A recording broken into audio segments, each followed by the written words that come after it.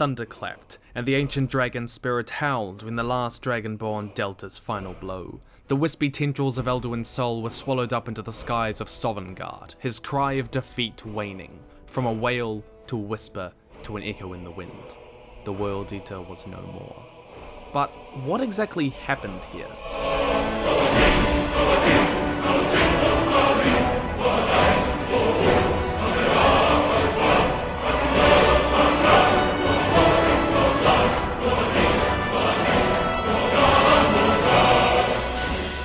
In the game, we are given no clear answer as to what exactly happened to Alduin at the end of the main quest, but something strange is happening.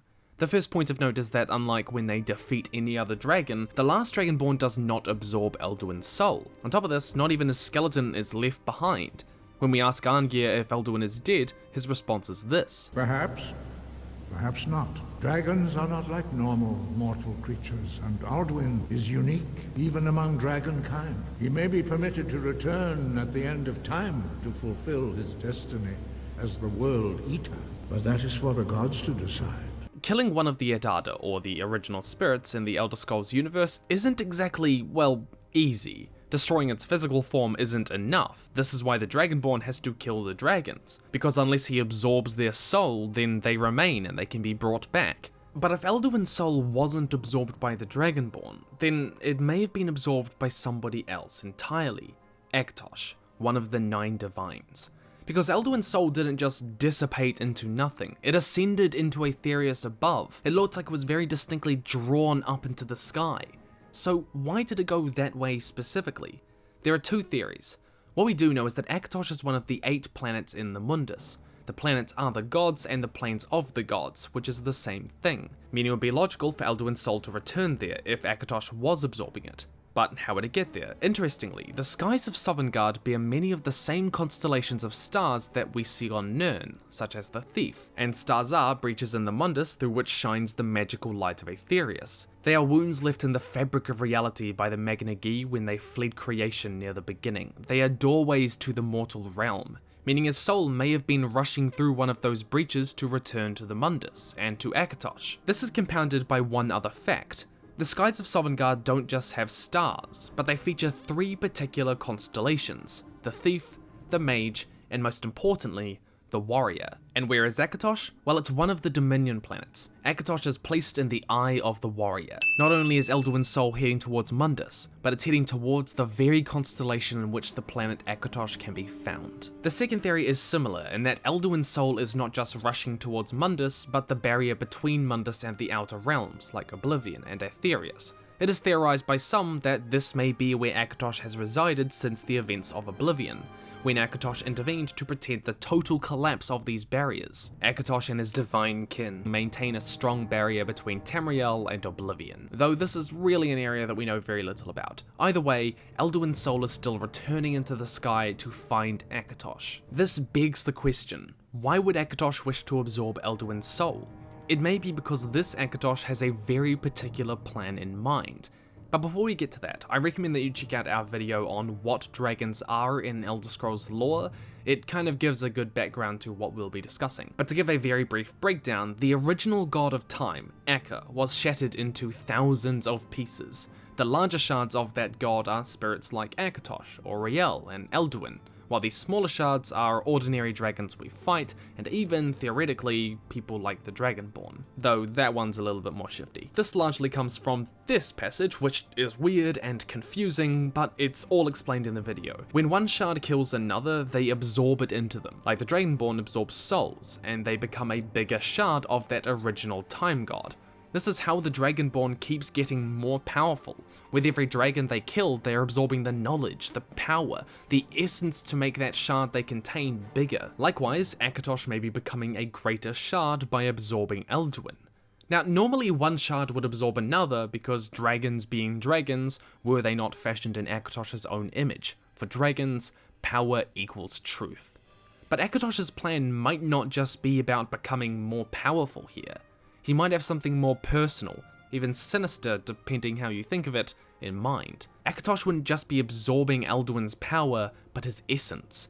See, the original time god Akka had many aspects to him. He was part of creation, he began creation in a sense, he sustains time, he makes sure it goes in one direction instead of backwards or sideways, and most importantly for our discussion, he brings an end to the Kalpa. He brings an end to time itself. You can think of a Kalpa like a lifetime of the universe from beginning to end. Some say it measures right from the beginning, while others say it measures from when time became linear, while others say it begins from the convention, sometime in the Dawn Era. Some would say that all things must end, so that the next can come to pass. Perhaps this world is simply the egg of the next Kalpa. Would you stop the next world coming to be born? The point is that Alduin, his essence, his soul, is described as the World Eater for this purpose, to bring about the end of this Kalpa.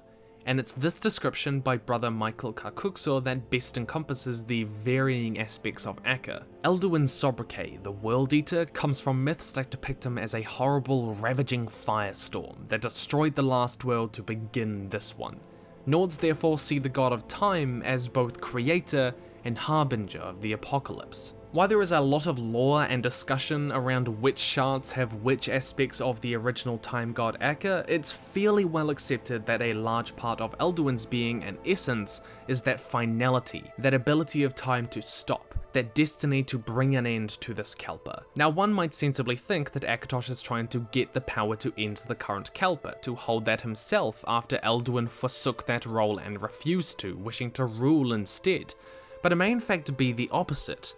This may be because in the year 361 of the First Era, a sect called the Marukhati Selectives tried to prove something called the exclusionary mandate of Marukhite selection, foremost being that the supreme spirit Akatosh is of unitary essence, as proven by the monolinearity of time, that the problem that informs all denial of this is the Aldmeri taint, and the purpose of proper life is the expungement of that taint. This quote is one of those weird things in the lore that's for us nerds to worry about, and not you, but at its heart, it's saying that the Selectives hated the fact that Auriel, an elven god, may have had ties to Akatosh, the chief of the human gods. As such, the secret masters of the Marukhati Selective channeled the Orbrus itself to mythically remove those aspects of the dragon god they disapproved of. They used crazy, ancient, powerful magics to literally change Akatosh to be more pro-human, and they did this by introducing Lorcanian elements to his very being, Lorcan being the god hero of man, changing how Akatosh sees the world. This essentially drove him mad. We don't quite know the scope of how this affected Akatosh, but my theory here is that he inherited the fundamental desire of Lorcan across all myths, human or elven, the continuation of the Mundus. This is because in both elven and human myths, Lorcan was the god who convinced or contrived the original spirits to bring about the creation of the mortal plane. If Akatosh inherited this element during the Marukhati crisis, then perhaps Alduin will not be permitted to return. Maybe the gods won't allow that. There is some evidence to suggest that Akatosh wants to keep this Kalpa going, which is unusual. In-game texts imply that he may have sent the last Dragonborn to stop Alduin, as he may have sent Mirak originally. He stepped in to prevent the breakdown of the barriers between Oblivion and the Mundus, and he has a distinct interest in the preservation of man, with connections to groups like the Elysian Order. This may be why he wants to absorb Alduin's soul, to stop the world being eaten. And though that may be Akatosh's grand intention, to prevent the end of this Kalpa, the reality is that he can probably only delay it. Because let's talk about Alduin as the World Eater.